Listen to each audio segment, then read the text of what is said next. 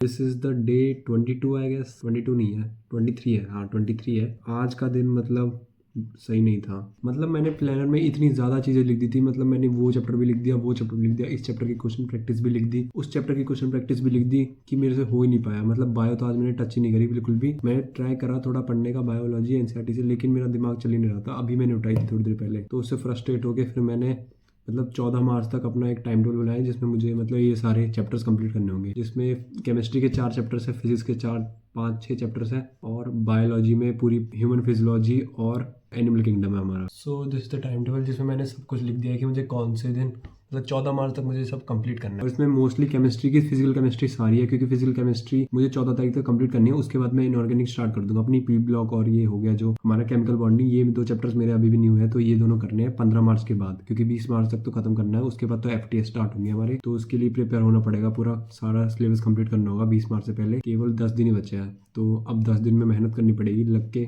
तभी जाके syllabus complete होगा, वरना बहुत मुश्किल लग रहा है यहाँ से तो चीज़ें। So I tell you about my day to day. मतलब आज मैं आई वोक अप लेट, उसके बाद मतलब लेट उठा मैंने फिर, लेकिन ज़्यादा टाइम वेस्ट नहीं करा, मैं पढ़ने बैठ गया सीधा। फिर मैंने अपना स्टार्ट किया फ्लूइड मैकेनिक्स, जो कि 3.5 घंटे का लेक्चर था। मैंने वो पूरा देखने में मुझे 6 बज गए थे, तो शाम के 6 बजे तक मैंने उसके नोट्स बनाए, उसे पूरा कंप्लीट किया। उसमें भी मतलब पूरा चैप्टर नहीं था, फ्लूइड मैकेनिक्स आधा था, और उसका पार्ट 2 भी है, जो कि लगभग 3.5 घंटे का ही है, लेकिन उसमें फ्लूइड मैकेनिक्स जो बची हुई वो वाली भी, और हमारा मैकेनिकल प्रॉपर्टीज और सॉलिड्स भी है, तो वो मैं कल देखने का सोच रहा हूँ, क्योंकि दोनों चैप्टर एक साथ हो जाएंगे, तो थोड़ी दूसरे चैप्टर का वन शॉट मुझे ढूंढने की जरूरत नहीं पड़ेगी, तो ये एक सही चीज़ हुई। और फिर मैंने शाम को रात के 9 बजे बैठ के अपने इक्विलिब्रियम करा, इक्विलिब्रियम के क्वेश्चन प्रैक्टिस करी, जो कि पहले पहले तो मैंने एनसीईआरटी के सारे एग्जाम्पल्स कर डाले, जिसमें 28-30 एग्जाम्पल्स है, तो उससे काफ़ी कॉन्सेप्ट बढ़िया हो गए। और फिर मैंने पीवाईक्यू लगाना स्टार्ट किया, जिसमें मैंने सारे तो नहीं कह सकता, लेकिन मेजर पीवाईक्यूज कर लिए मैंने। एक चीज जो मैंने आज नोटिस करी, मतलब इक्विलिब्रियम में एक टॉपिक है जो बिल्कुल लास्ट में दिया हुआ है, और बहुत छोटा सा टॉपिक, लेकिन जब मैंने पीवाईक्यूज खोले, लिटरली उससे कम से कम 10 पीवाईक्यूज आ चुके हैं पिछले 10 साल में।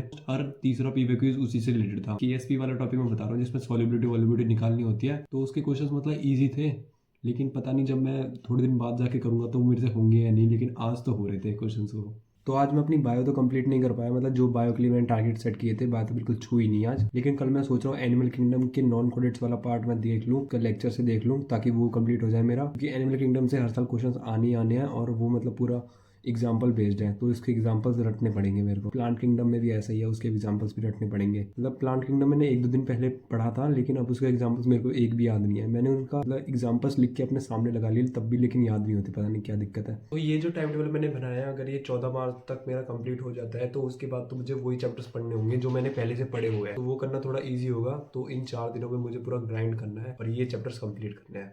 This is my main priority right. यही करा मैंने आज, मतलब फ्लूइड मैकेनिक्स करा और इक्विलिब्रियम के क्वेश्चंस और बायो पढ़ने की कोशिश करी, लेकिन वो हो नहीं पाई, तो काफ़ी कम पढ़ा आज मैं। लेकिन कल tomorrow will be a new day, देखते हैं कल क्या होगा। I will keep you updated. तो मिलेंगे नेक्स्ट वीडियो में, टिल देन बाय बाय।